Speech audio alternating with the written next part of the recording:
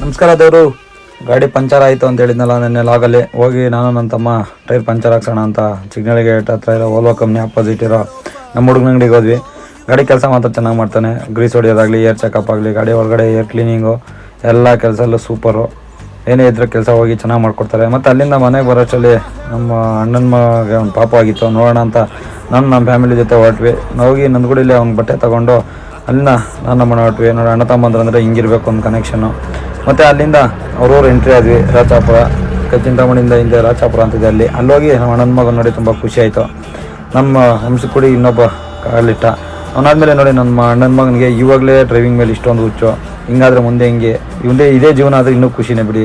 ಅಲ್ಲಿಂದ ಇನ್ನೇನು ಮನೆ ಕಡೆ ಬಂದ್ವಿ. ಮನೆ ಕಡೆ ಬಂದು ಬರೋಷ್ಟರಲ್ಲಿ ಗಾಡಿಗೆ ಯಾವುದೋ ಒಂದು ಡ್ಯೂಟಿ ಬಂತು.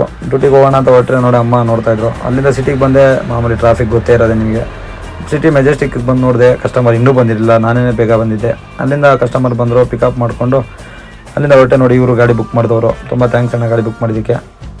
ಅಲ್ಲಿಂದ ಪಿಕಪ್ ಮಾಡ್ಕೊಂಡು ಬರ್ಬೇಕಾದ್ರೆ ಸುಧೀರಣ್ಣ, ಸಂಚಾರಿ ಸುಧೀರಣ್ಣ ಅವ್ರು ಸಿಕ್ಕಿದ್ರು. ಅವ್ರನ್ನ ಮಾತಾಡ್ಸ್ಕೊಂಡು ಅಲ್ಲಿಂದ ನೆಲಮಂಗಲ ಬಂಕತ್ರ ವರ್ಷದಲ್ಲಿ ಶಿವಣ್ಣ ಸಿಕ್ಕಿದ್ರು, ಕನ್ನಡಿಗ. ಥ್ಯಾಂಕ್ ಯು ಸೊ ಮಚ್ ಅಣ್ಣ ಮಾತಾಡ್ಸಿದ್ದಕ್ಕೆ. ಅಲ್ಲಿಂದ ಕಸ್ಟಮರ್ನ ಜಾಲಿ ಮಾಡಿಸ್ಕೊಂಡು ಹಂಗೆ ಕರ್ಕೊಂಡು ಇನ್ನೇನು ಟೋಲ್ ಹತ್ರ ಟೀಗೆ ಹಾಕು ಅಂತಂದರು. ಹಾಸನ ಟೋಲ್ ಹತ್ರ ಟೀಗೆ ಹಾಕ್ಕೊಂಡು ಟೀ ಮುಗಿಸ್ಕೊಂಡು ಬಂದೆ. ಬರೋಷ್ಟು ಗಣಪತಿ ಬಿಟ್ಟಿದ್ರು, ಒಂದಿವೆ ಲೇಟ್ ಆಯಿತು. ಬಂದು ಪಾಯಿಂಟಿಗೆ ಸರ್ 5:30. ಇನ್ನೇನೇ ಇದ್ರು ಇವತ್ತಿನ ಕತೆ ಮುಗಿದು.